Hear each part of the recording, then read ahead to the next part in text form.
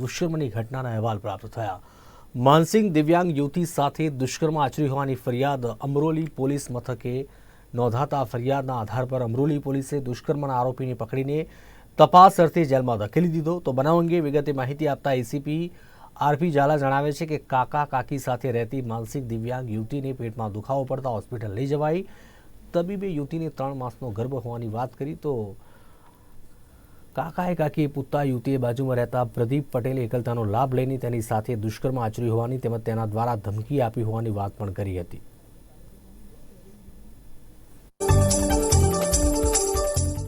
આ કામે હકીકત એવી છે કે આ કામે જે ભોગ બનનાર જે છે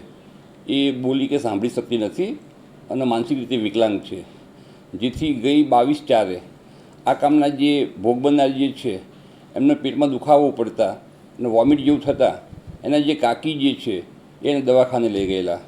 તો એમને જાણવા મળ્યું કે આ જે ભોગ બનનાર જે છે એ પ્રેગ્નન્ટ છે, જેથી આ કામના ભોગ બનનારનો એના કાકા કાકી પૂછપરછ કરતા તેને કહેલું કે જે આ બાજુમાં એક જે છે પ્રદીપ પટેલ કરીને એ જે છોકરો જે છે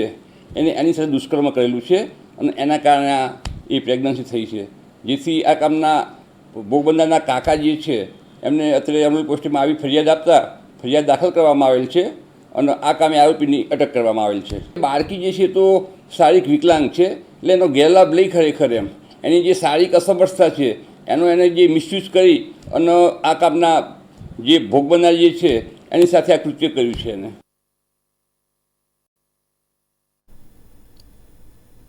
છેલ્લા કેટલાક સમયથી